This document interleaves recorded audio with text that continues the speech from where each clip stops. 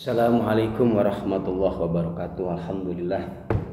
Wassalatu wassalamu ala Rasulillah wa ala alihi wa sahbihi wa mawalah, la haula wa la quwata illa billah. Puji syukur tentunya marilah selalu kita haturkan kepada Allah atas nikmat yang telah Allah berikan kepada kita. Mudah-mudahan kita semua masih diberikan keimanan, kesehatan dan juga kesempatan untuk memperbaiki diri kita.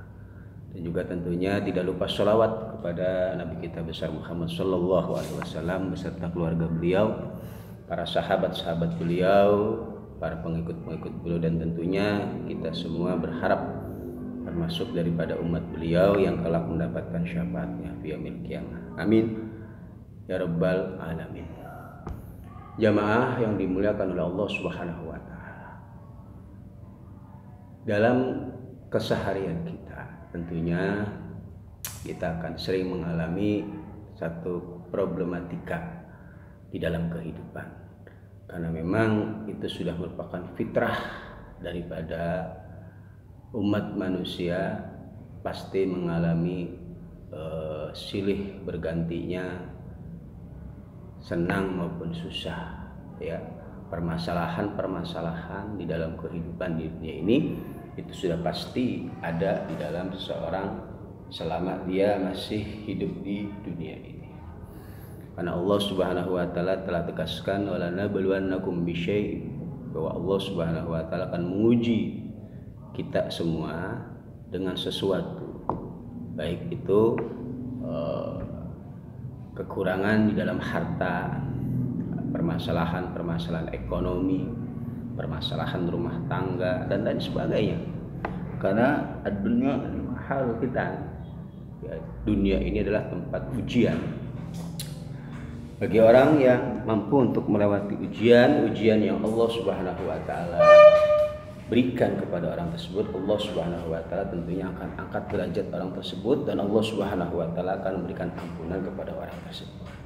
Nah, di sini ada satu amalan yang bisa dikatakan multifungsi, ya, dengan melihat kondisi keadaan umat yang sekarang ini, ya, dalam kondisi wabah yang masih belum juga selesai, perekonomian banyak yang bergoncang atau mengalami, ya, pasang surut di dalam perekonomian, atau bahkan yang masih dalam keadaan membutuhkan pasangan hidup, ya, udah lama menjomblo misalkan, ya, tidak mendapati atau dapatkan pasangan yang sesuai, ya, atau ada pasangan yang dia sukai tetapi dia takut untuk tidak diterima, ya, atau tertipu hartanya, ya, dalam usahanya mengalami kerugian,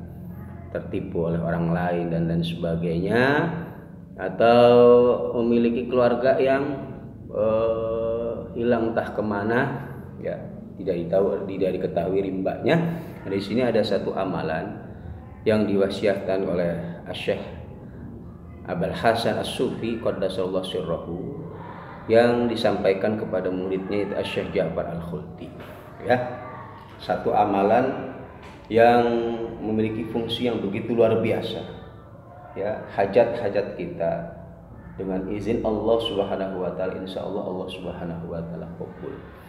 Asalkan dengan didasari dengan ikhlas niat lillahi taala, dengan kita mensucikan hati kita, tahir qalbak minad danas, ya, dari segala penyakit-penyakit hati, dan tidak lupa juga tentunya dengan kita selalu bertawakal, memasrahkan segalanya kepada Allah Subhanahu wa taala. Yaitu yang pertama, jangan lupa setiap apapun kita awali dengan istighfar, yaitu ampunan kita kepada Allah Subhanahu wa taala, karena kita adalah makhluk yang memiliki banyak kesalahan selama kita melakukan aktivitas di dunia ini. Nah, di sini dijelaskan dengan membaca istighfar sebanyak minimal 30 kali.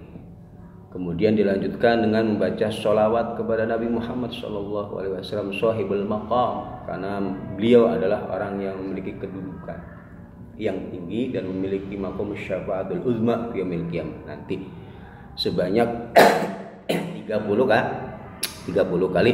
Kemudian dilanjutkan dengan membaca surat Duha ya sebanyak 30 kali. Istighfar astagfirullahaladzim, astagfirullahaladzim, astagfirullahaladzim sebanyak 30 kali. Kemudian salawat kepada Nabi Muhammad sallallahu alaihi wasallam sebanyak 30 kali. Allahumma sholli ala Muhammad, Allahumma sholli ala Muhammad, Allahumma sholli ala Muhammad. Kemudian dilanjutkan dengan membaca surat Duha yaitu sebanyak 30 kali. Nah, kemudian kalian wiridan, kalian baca firman Allah Subhanahu wa taala, Rabbana innaka jami'un nas liyaumin la raiba fihi innallaha la yukhliful mi'ad. Nah, pada setiap 100 kali bacaan dari ayat tersebut itu Rabbana innaka jami'un nas liyaumin la raiba fihi innallaha la yukhliful mi'ad. Sungguhnya Engkau ya Allah Tuhan kami yang mengumpulkan seluruh umat manusia pada hari yang tidak ada keraguan-raguan yaitu hari kiamat. Kita minta agar kita diperkumpulkan dengan kebutuhan kita. Sungguhnya Allah zat yang tidak pernah mengingkari janjinya. Nah, setiap 100 kali bacaan ayat tersebut niatkan dengan niatan yang khusus. Allahumma jma' ya baini ya antaraku wa baina hajati dengan hajatku, atau wa baina mushtarin pembeli dari usahaku, atau baini wa baina fulanah bin fulanah ya seorang wanita atau perempuan yang kalian sukai.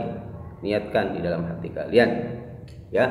Berapa kali bacaan ayat tersebut Rabbana innaka jami'un nas liyaumin la raiba fihi innallaha la yukhliful mi'ad. Bisa kalian baca sebanyak 15 kali atau ya 15.000 ya 15.000 kali atau 30.000 kali atau 47.000 kali atau ya kalian baca ayat tersebut sebanyak 3.210 kali.